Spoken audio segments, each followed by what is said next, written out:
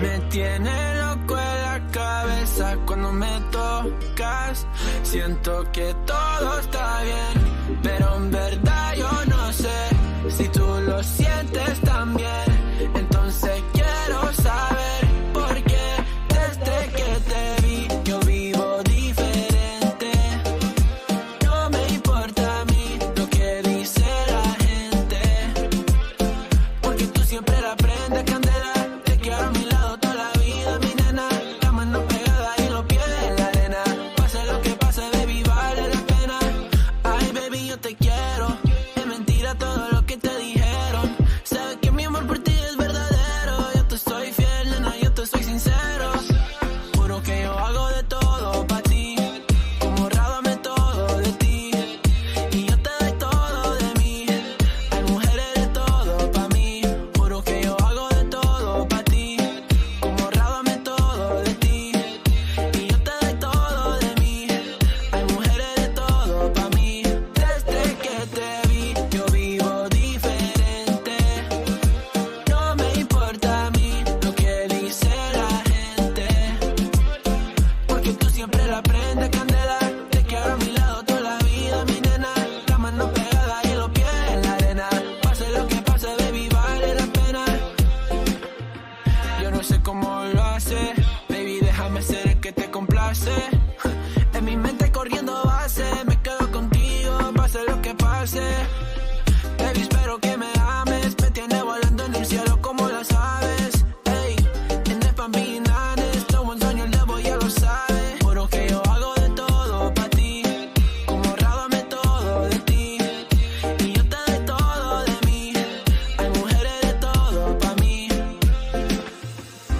Nena loca, me tiene loco en la cabeza cuando me tocas. Siento que todo está bien, pero en verdad yo no sé si tú lo sientes también. Entonces quiero saber por qué desde que te vi yo vivo diferente.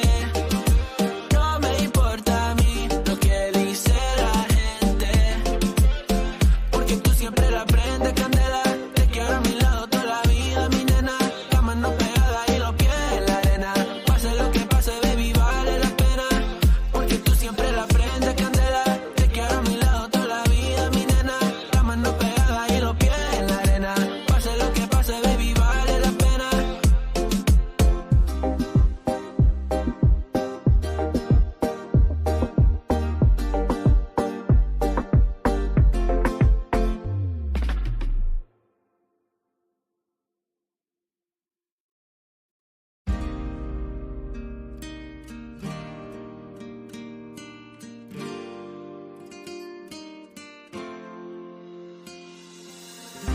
Nena loca, me tiene loco en la cabeza cuando me tocas. Siento que todo está bien, pero en verdad yo no sé si tú lo sientes también. Entonces quiero saber por qué desde que te vi yo vivo diferente. No me importa a mí lo que dice la gente, porque tú siempre la prendes candela. Te quiero a mi lado toda la vida, mi nena. La mano pegada y los pies en la arena. Pase lo que pase, baby, vale la pena. Ay, baby, yo te quiero. Es mentira todo lo que te dijeron. Sabes que mi amor por ti es verdadero. Yo te soy fiel, nena, yo te soy sincero. Juro que yo hago de todo pa' ti, como rábame todo de ti. Y yo te doy todo de mí. Hay mujeres de todo pa' mí. Juro que yo hago de todo pa' ti, como rábame todo de ti. Y yo te doy todo de mí. Hay mujeres de todo pa' mí. Desde que te vi yo vivo diferente. No me importa a mí lo que dice la gente, porque tú siempre la prendes candela. Te quiero a mi lado toda la vida, mi nena. La mano pegada y los pies en la arena. Pase lo que pase, baby, vale la pena. Yo no sé cómo lo hace, baby, déjame ser el que te complace. En mi mente corriendo base, me quedo contigo, pase lo que pase. Baby, espero que me ames,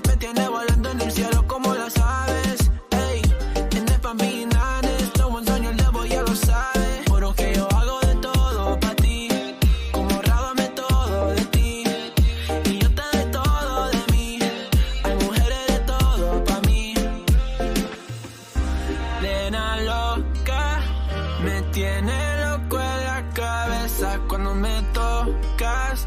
Siento que todo está bien, pero en verdad yo no sé si tú lo sientes también. Entonces quiero saber por qué desde que te vi yo vivo diferente. No me importa a mí lo que dice la gente, porque tú siempre la prendes candela. Te quiero a mi lado toda la vida, mi nena. La mano pegada y los pies en la arena. Pase lo que pase, baby, vale la pena, porque tú siempre la prendes candela. Te quiero a mi lado toda la vida, mi nena. La mano pegada y los pies en la arena. Pase lo que pase, baby, vale la pena.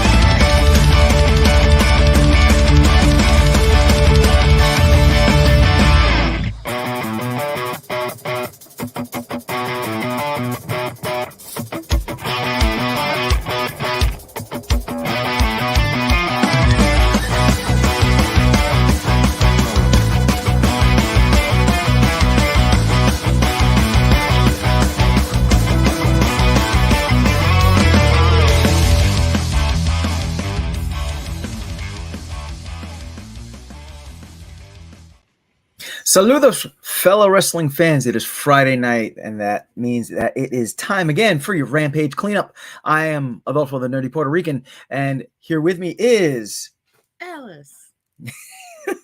And we are your plebeian perspective for tonight's the January 12th edition of AEW Rampage, which actually had a really good card. We had Eddie Kingston versus Wheeler Yuta, Swerve Strickland versus Matt Sydal, Hikaru Shida versus Queen Aminata, and then the Dark Order versus Daddy Magic, Cool Hand Edge, Daddy Magic, and the JS Remnant that people. Other guy. Yeah. So we are going to start with our first match, which is odd that I find it odd that they started with this match, but it was Eddie Kingston versus Wheeler Yuta for the Continental Crown Championship. It was a good beginning match. We had a lot of back and forth. Wheeler Yuta, to note, before tonight, he was 9-0 in his Rampage appearances. Wheeler Yuta was definitely dominant this entire match. Having said that, he worked over Eddie Kingston's arm, really proved the type of mat tactician that I have known Wheeler Yuta to be.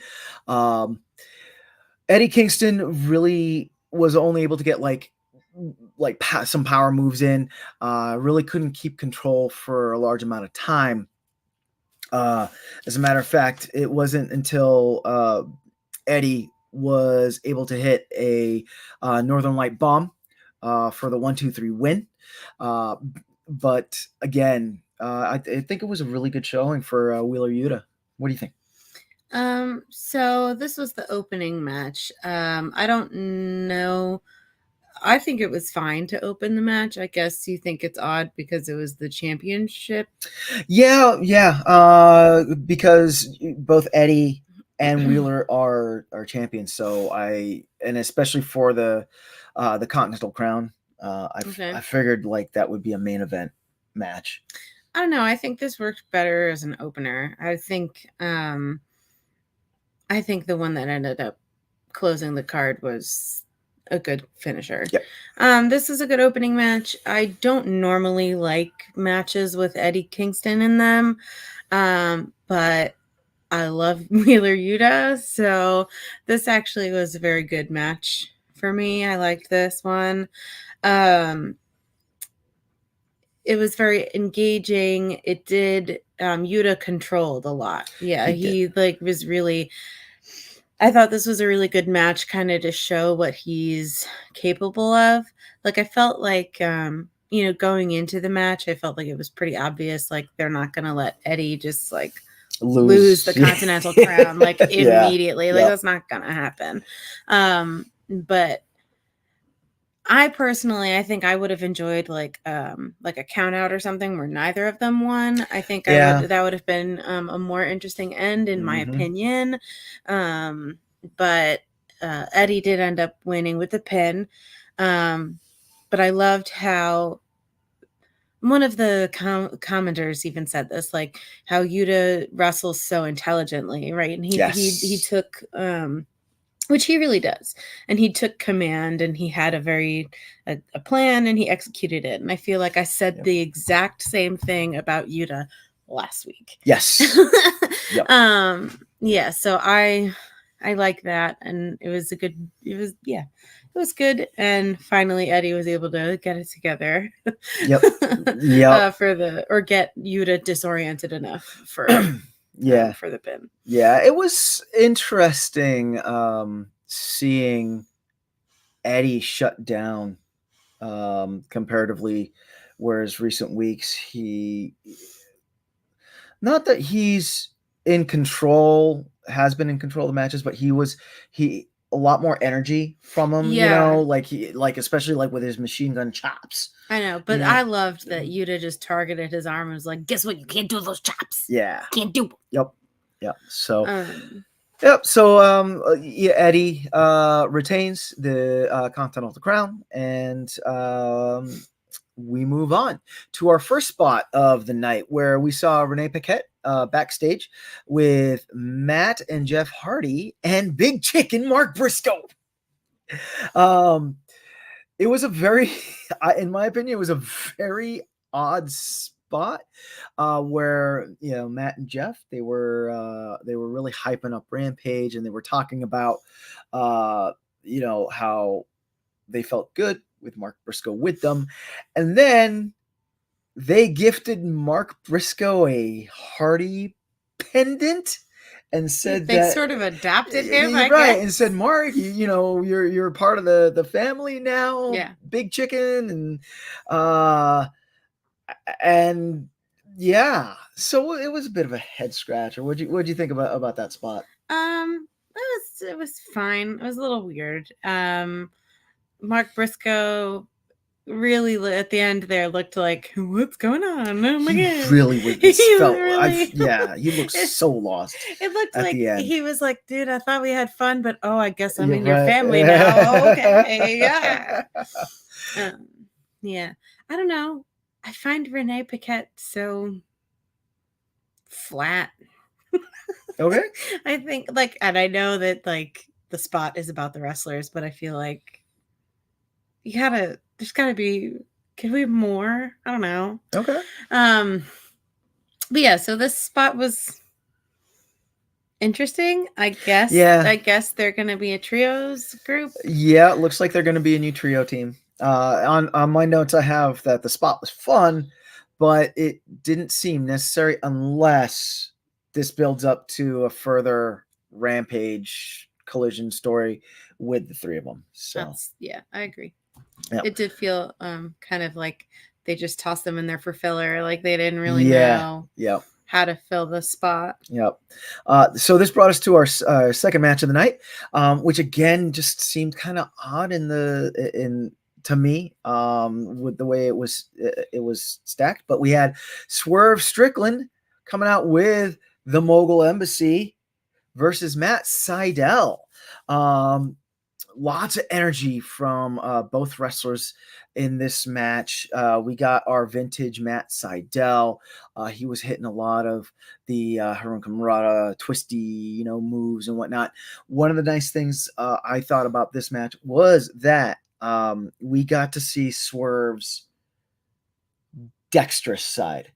Because a lot of the matches that we have seen his strength, like when he had that match against Dustin Rhodes. It was a lot of just beating the crap out of Dustin Rhodes. Oh, I remember that one. When the match against Hangman Adam Page, again, a lot of that was just like beating the crap out of each other and just surviving. In this match, we got to see Swerve pulling off some high technical moves, coming off the ropes, doing some flips, and just showing how agile Swerve Strickland is, which you can forget because he's a big guy. He is. He's a big guy, and that was kind of, I think, the theme for the night. We did see a lot of big guys fly. Yes, tonight, yep. Which is always fun to watch. But tell me more about why you think this was an odd placement for this match. So again, because Swerve has had such a big push, and then especially after this past week on Dynamite, where he not only called out Samoa Joe for the championship, but came out to the ring and got in Samoa Joe's face. Swerve Strickland's star has just been on the rise. So I thought this would have been not the main event, but it would have switched places with the next match, which was the Hikaru Shida. I disagree. Match. I think this is a good spot for it. Yeah. Yeah. I wouldn't have switched Swerve and the Hikaru Shida match. Okay. I think this is fine. Yeah. Yeah, but I guess I can see where you're coming from. But I mean, like you said, I liked this match. This was good. Swerve and stripy eyeballs were good. I liked how they exchanged energy across the great energy exchange. Yeah, they worked really well together. Honestly, I'd love to see another fight. Yeah, the two of them. I thought they really fought well together. Yep. So made for a really entertaining few minutes, I guess. Match. Yeah, That's the word I'm looking for. Yeah, the other thing too, when I saw this on the card, I thought it was going to be your stereotypical squash match. I was afraid it was going to be a squash match. Yeah. What is it? Have I been saying it wrong this whole time? No, it's squash match. We just like to watch. We like to call it the squatch match here at Biconics because we're weird. Because you're Sasquatches? What is that? Yes, I'm hairy. Anyway. Yeah, okay. No, it was so yeah, I thought it was going to be a squash match. Okay. But it I was glad it wasn't. Yes, I was super glad that it wasn't. I was glad that Matt Sydal did get to showcase a little bit of his technique, because he really is and also a talented wrestler. I agree, but I also think like we've been really pushing like how cruel Swerve can be. Yes, and he's had enough squash matches recently. So I thought this was nice. To let him show off some of the other things that he can do aside from being cruel and calculating. Yep. So so then Swerve Strickland gets the W for this match. And then this brings us to our next spot, where we had Renee Paquette was with Top Flight and Action Andretti, and not even halfway through the spot, they got interrupted. Yeah, Private Party came and interrupted them. And well, it's not a private party anymore. Name change, maybe? I'm just saying. But yeah, I guess Private Party challenged I don't know. Flight and Action. There were some words. They kind of got a little like, yeah, right. And I didn't really. I'm like, are we gonna? Is this the beginning of a story? Yeah. Yeah. So last week, Private Party came out and, put the tag team division on blast. My problem with this spot was that I feel that Action Andretti's the gymnast guy. Yeah. I just realized that. Yeah. Yeah. I like him. Yeah. Like an hour later. Oh, I like that guy. It's because you didn't see him moving. So no, right? I'm like, do I know this guy? But I you don't recognize him out of ring gear. Yeah, right. Yeah, he's wearing pants. How did I recognize him? So Top Flight and Action Andretti, I feel like they've been building them as a trios. So for them to show up, yeah. I don't know. But I guess Private Party issued a challenge, so we will probably get Private Party versus Top Flight like on Dynamite next week, or maybe even on Rampage next week. Did we see Private Party versus anybody? Not yet. Not yet. Not yet. So they're just kind of going around. We're still, yeah. Mm-hmm. They're stirring the pot. I mean, well, maybe stir it a little bit more than just. Yeah, right. Oh no. So then next, our next match was the Queen Aminata versus. Oh, you know what? I keep forgetting the slides. Gotta move the slide. I'm moving the slides. So this was Swerve Strickland, Matt Sydal. And now here we go.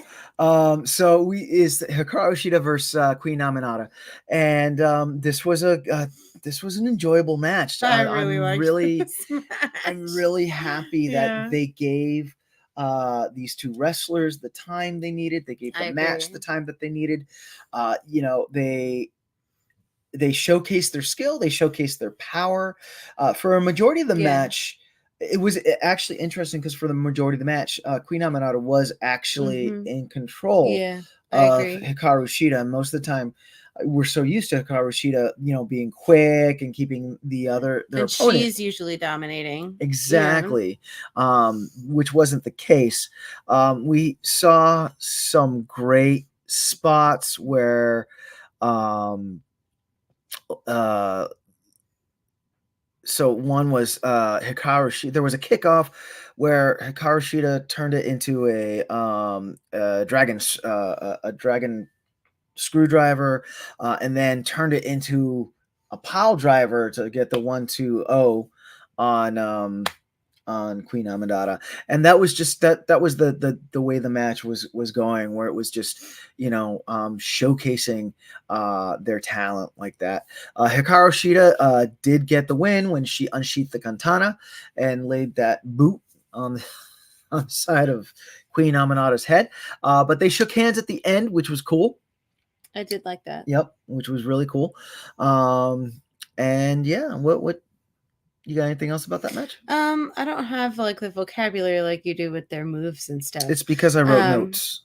Yeah, but you know what they are by sight. Like I don't know, that was cool. She grabbed her knee and went like that was cool. That's what I got. Had I not read the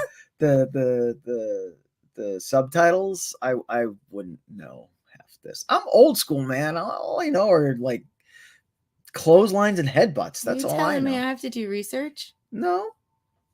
He's telling me I have to do research.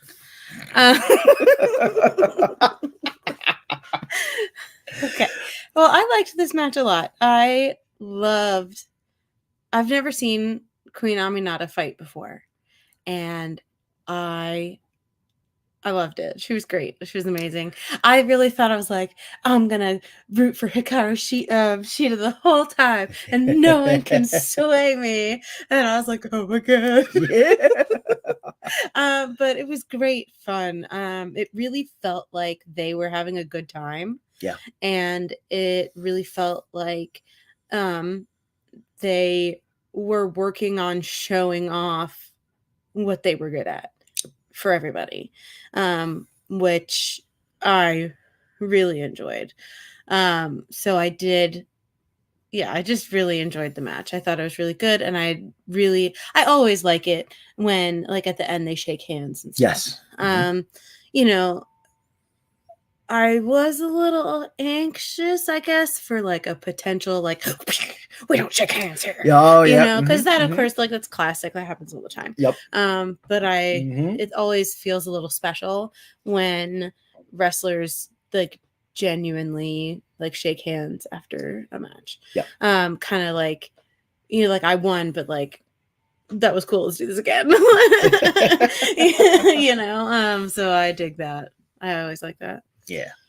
It was a good match. And which then led us to our next video segment that showed recent events between FTR and House of Black. I think this I mistook this for a commercial. Yeah. This happened last week too. They had a video spot in which I was like, oh, what a nice commercial. Yep.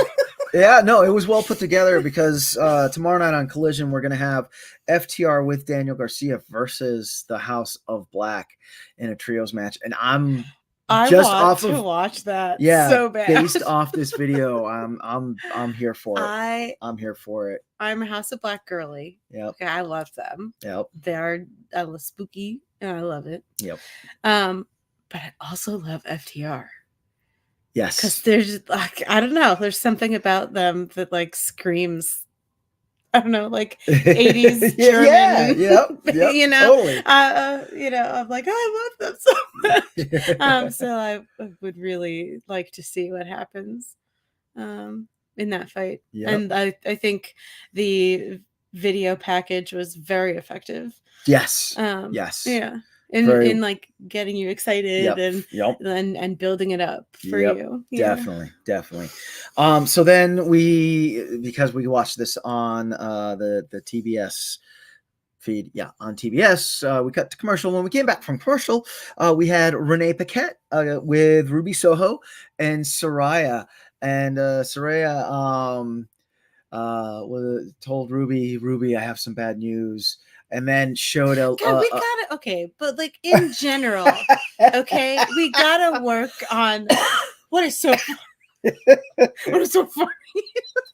We gotta work on our transitions. You gotta work on your transitions, girl. What are you doing? Anyway, wait, who needs to work on their transitions? Both people. Ruby and Saraya? No, Paquette. Renee. and Saraya. Oh, Renee and Saraya. Yeah. Okay. So she's like, here's a question. I'm going to ask you guys this question. And Saraya is like, derail. This is what we're talking about right now. Like, no, like, I acknowledge your question. Right, She's like, I have an agenda and I'm going to go through it. Right. Right. And the agenda was that Saraya showed secret tape of Cool Hand Ange, and Harley Cameron shows up and they kiss. And she pauses the video. It pauses the video right there. And, and just then, so now of course Ruby Soho, because we've been working up the whole like Cool Hand Ange Ruby Soho romance, right? And then Ruby, you see like she's just hurt, the hurt on her face, and then Ruby Soho's birthday was this past week, which happy birthday Ruby Soho, happy belated birthday from Biconics. Cool Hand Ange shows up with a birthday cake, singing happy birthday to her, and she smashes the cake in his face. I love that. And then the best part. Yep. Go ahead. So the best part is after like the girls storm off in anger because of this romantic betrayal. The video continues to play and he pushes her off of him. And it's like, what are you doing? Why are you trying to kiss me? What the heck? And what a twist! What a twist! I really enjoyed that play. Yeah. On the usual betrayal. Like he's like, no, I'm actually a nice guy. Yep. This took me by surprise. What the heck? Yeah. So now the real bad person is Saraya. Maybe. Mm-hmm. Well, for a while we have been hyping up the full breakup of the outcasts of Saraya and Ruby Soho, because they were in a faction with Toni Storm. Right, I knew that. Right, and then Toni Storm broke off. She's timeless. And is timeless now. But ever since then, Saraya and Ruby have been like, there's been a lot of friction between the two of them, and then Harley Cameron being brought into the mix has caused more friction, because Ruby's like, why do we that was the question that Paquette asked. She was like, wasn't like adding her great? So Saraya should have been like, speaking of her, I don't think she's great, and here's why. And that would have made the whole bit like 100 times smoother than excuse. I've got something else to say. Who wrote this? I mean, yeah. Anyway, but then, while that's been going on for the past like month or so, we've had Cool Hand Ange and Ruby having like crossing paths like backstage, and it's slowly been building up to like this like romance. They went on a date type, I think, situation. You looking at me like I know. I don't know if Cool Hand Ange asked Ruby. I know he asked her on a date. I don't know if they actually went and then Saraya broke it up or whatever. But suffice to say, this romantic storyline has been building up, and the Outcast storyline has been building up. So it's nice to see that they're actually taking it somewhere. Yeah. This was really fun. This was my favorite spot of the night. Yep. Aside from like my comments about the transitions, this was easily the most entertaining and very exciting. Yep. The spot ended, and I think I literally was like, I loved that, and that I liked. No more of this. And this brought us straight into our final match of the night, which he was remembered to move the slide. Memory. Which pitted the Dark Order against Daddy Magic, Cool Hand Ange, and Jake Hager of the old JAS. You want to try that again? Say it all. No, I'm gonna have an uncomfortable pause, like JR had tonight when he said "woman."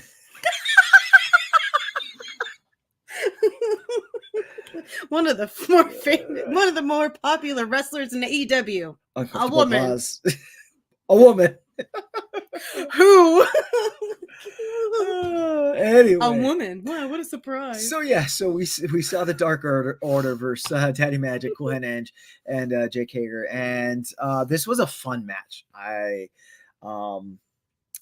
I was surprised that it was the main event going into it, but it was a lot of fun. It showed both teams a lot of physicality, a lot of great agility, especially because both these trios in past weeks on your different AEW shows, they have been kind of like the jobbers. They've been the ones that have been coming out to lose the matches.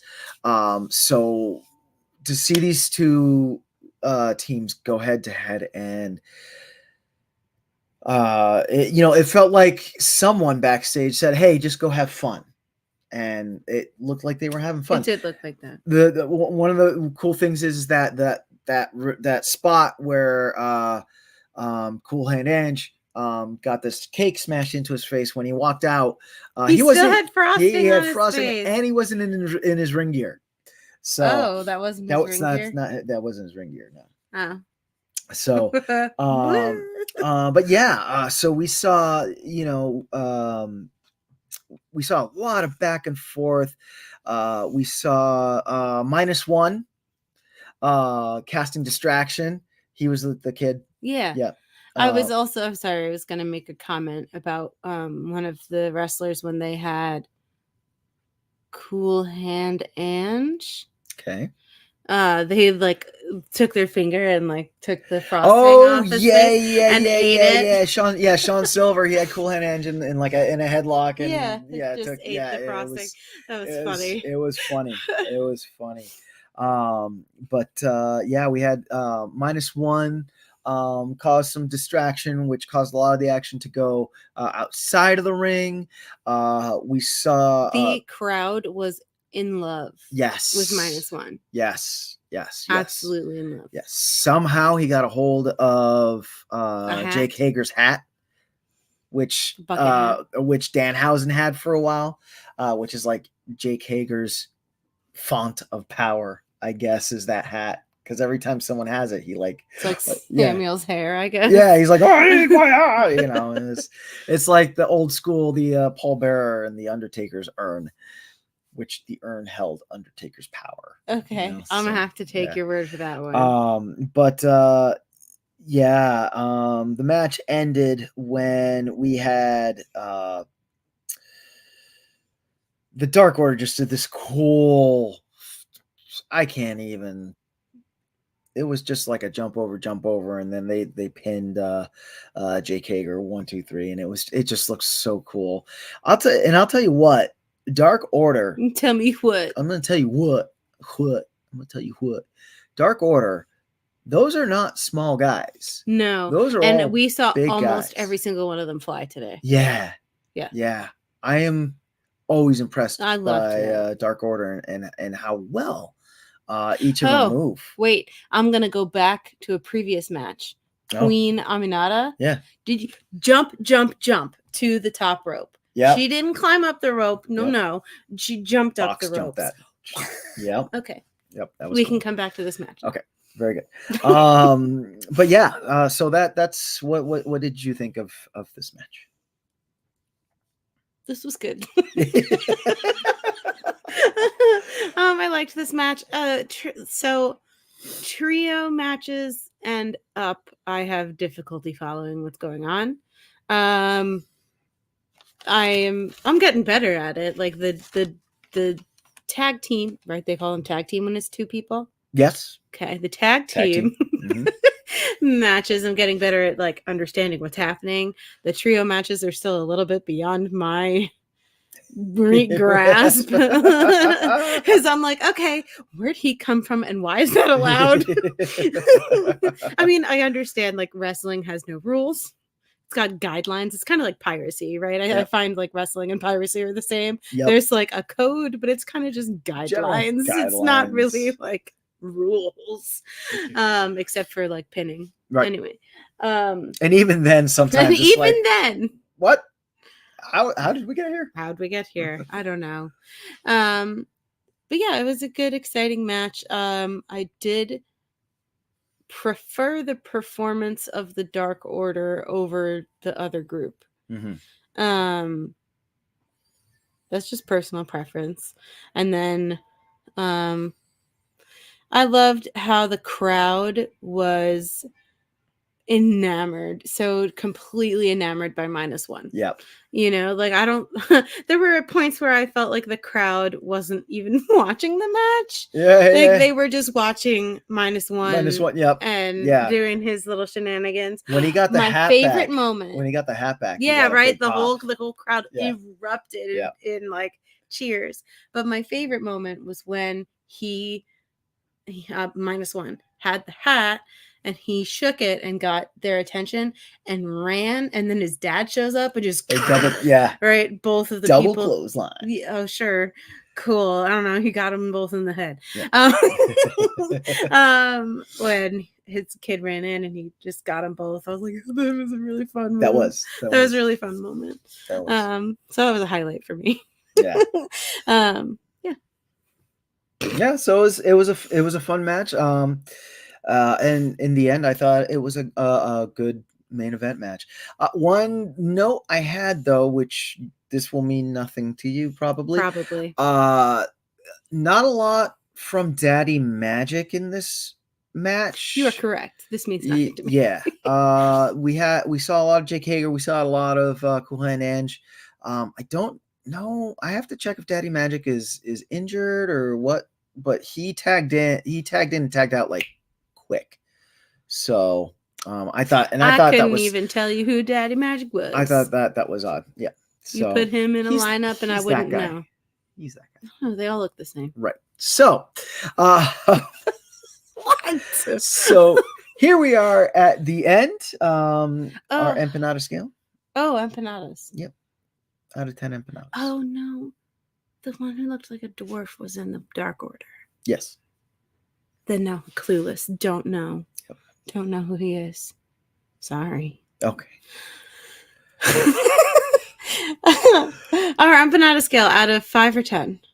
Out of 10. Out of 10. Because it's 2024 and I got a memo from management that it has to be out of 10. A memo from management. Do we have this documented? No other. Yes, it's in. I want to see the document. It's in all the emails that I don't delete.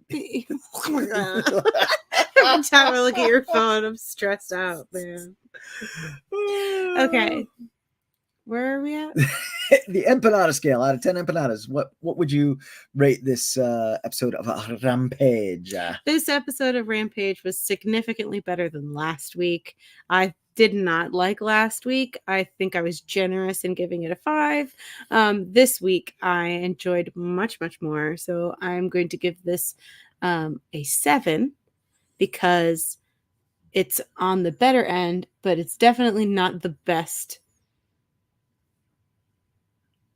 wrestling. I was like, what are we talking about? Wrestling that I've ever seen. Render. Yeah. I too am gonna give it a 7 out of 10. It was an enjoyable Rampage. Oh, can I give a flavor? Yeah. Mine is spinach and cheese empanadas. All right, there you go. Mine are with hot sauce. Yeah. Okay, mine are beef empanadas. And I'm gonna give it a 7 out of 10. It was a very enjoyable Rampage. Actually.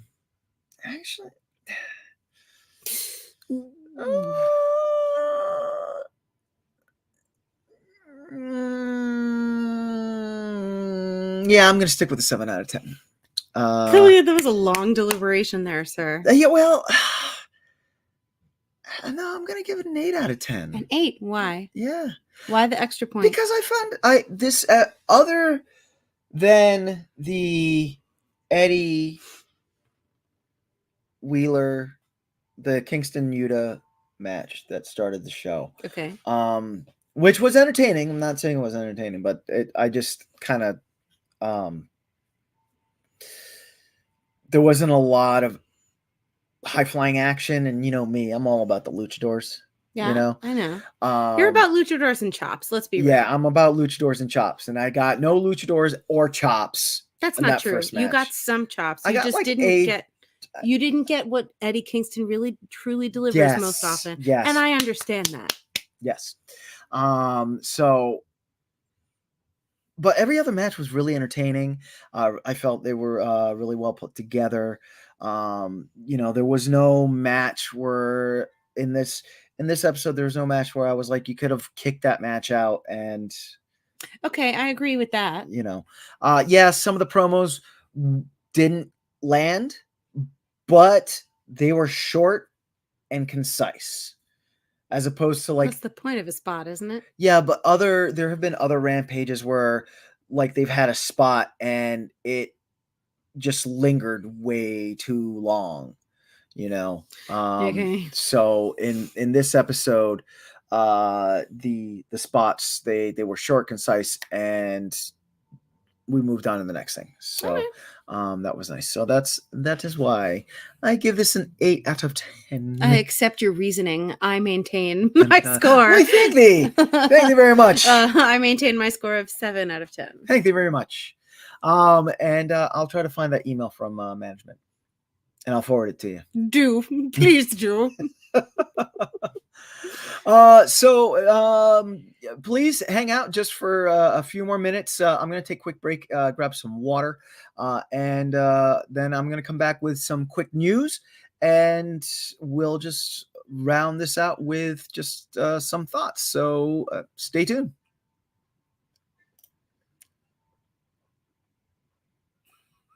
I'm getting there. I know. I'm just gonna This is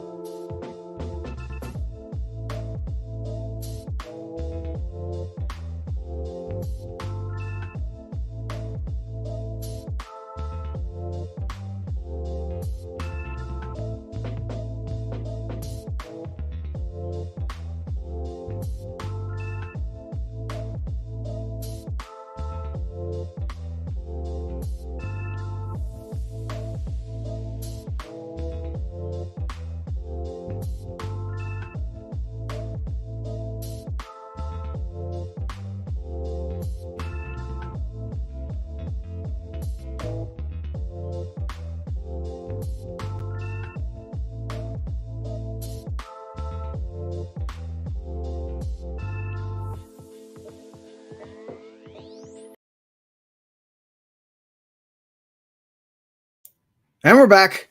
I got some really quick news bits for you. This is AEW news. Sting, if we haven't heard, Sting is going to be retiring. He's going to be retiring this March at the upcoming AEW Revolution, which is going to be in Greensboro, North Carolina, which is where Sting wrestled his first big match against Ric Flair, I believe it was. And reports have been coming in. If you haven't seen, it's going to be a tag team match where Sting and Darby Allin are going to be facing off against a newly packaged Young Bucks. And Fightful Select reports that Sting has had a major say in who his opponent or opponents will be. And that he, Sting, has been more keen on continuing to do tag team matches as opposed to singles matches. So this past week on AEW Dynamite, we did see the Young Bucks come out, and they look brandy new. They gone is the fringe and the headbands, and they almost looked very corporate. I got big time corporation WWF 1990 vibes from them. They were clean cut and hair slicked back, wearing suits type situations. So it's going to be It's going to be a good match. I feel the Young Bucks versus Sting and Darby Allin for his final match. I don't having it as Sting's final match. I don't see Sting dropping it. I had said this last year. I think while we were watching a pay-per-view, or it might have been one of the episodes of either the Rampage or cleanup or the Collision review. But with Sting's retirement, I personally saw that he'd be running like a part-time schedule where he wouldn't be wrestling as much. He'd be very picky, choosy. If anything, he would be doing in-ring promotional stuff, which we've seen him do, where he just comes out and addresses the crowd and thanks them for for being there for him for all those years, because he's been wrestling for 40 years, and seeing him choosing the Young Bucks, we know that the Young Bucks are very talented. We know the Young Bucks, they can put on a show. So it will be a very good foil to Sting and Darby Allin. Sting is up there in age, though, and he knows that. And I feel for an older wrestler going for his final lap, I feel like Sting is just doing it right, and it's fair, very fair. And also Tony Khan of AEW has been very careful with Sting's retirement run, and it's fair, Sting is a huge draw. He was there, I think, since year one of AEW, and he helped bring AEW to where it's at right now. So it's going to be a very interesting match. I know we still have until March to kind of get some some spots between the Young Bucks and Sting and Darby Allin, and see what's going on. But I'm excited. I'm excited to see the build up to AEW Revolution and that match. So there is still no words on Mercedes Moné, aka Sasha Banks, joining AEW. This was a thing last year as well, where Mercedes Moné, I believe she was wrestling with NJPW or another Japanese promotion. But the big talk was that she was in contract negotiations with AEW, and that she was going to join up. She was going to show up, I should say, at an AEW show. And this had been going and going. And then halfway through last 2023, that kind of disappeared. And now with 2024, she has made some appearances. I think at Dynamite, she made an appearance. And this conversation has started again. It would be cool to see her wrestle again in AEW. It would be cool to see her wrestle in AEW. Not that she has stopped wrestling. I know a lot of her time has been taken up with acting gigs. She was on The Mandalorian, this last season of The Mandalorian. Her character, did have a sizable amount of screen time. And if it's one thing that we have been learning, is that a lot of these wrestlers that are turning to acting, Hollywood takes up a lot of time. So, there are those like in-ring disappearances and stints of them not being in the ring, is attributed to them being, shooting a film or whatever the case may be. Case in point, Seth frickin' Rollins, with the next Captain America movie that's coming out. He had not shown up on Raw last year for a few Raws, and there was a big question, where's Seth Rollins been? The real life reason is he was shooting the movie. So Do I think that Mercedes Moné would be a big addition to AEW? AEW has a great women's division, and one thing that all us Biconics will say is that we feel that Tony Khan doesn't know how to promote that women's division.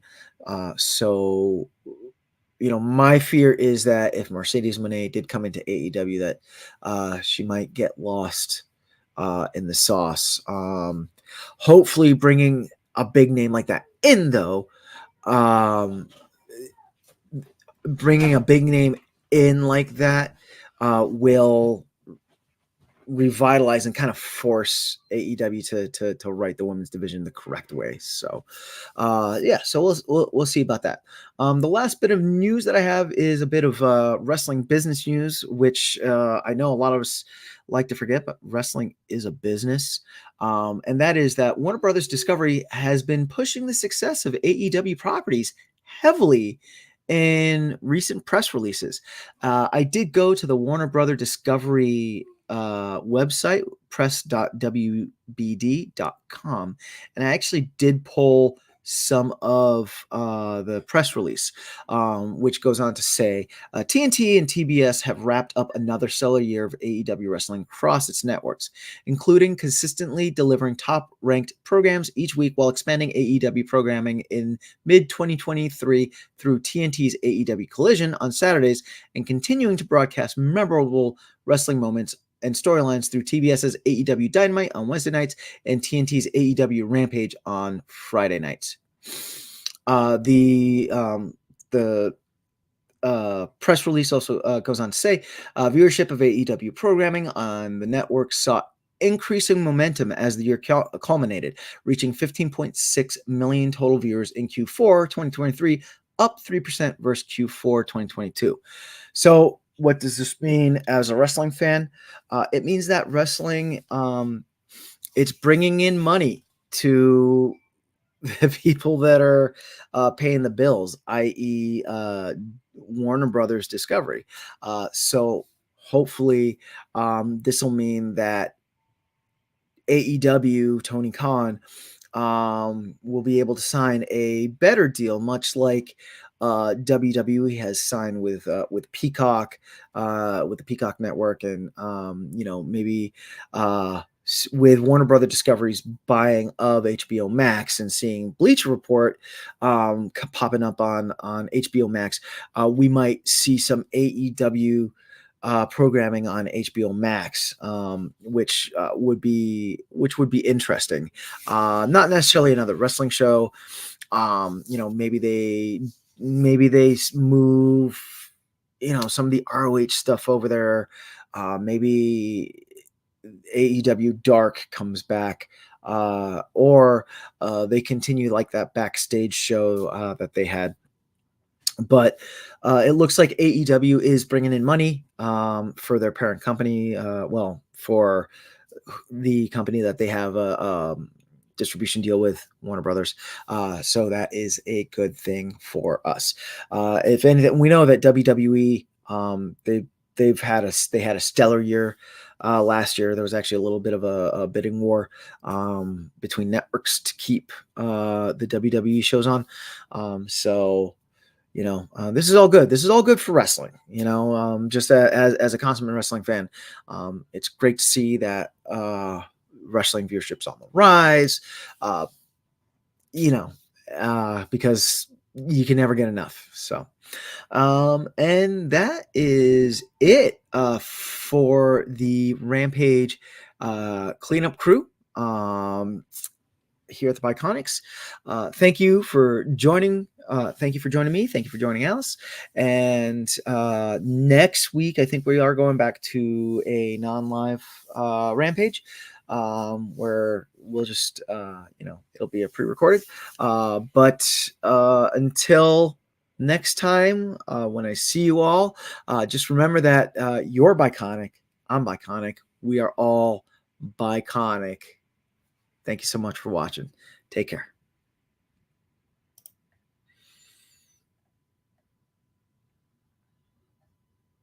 I'm going to get this soon. I promise.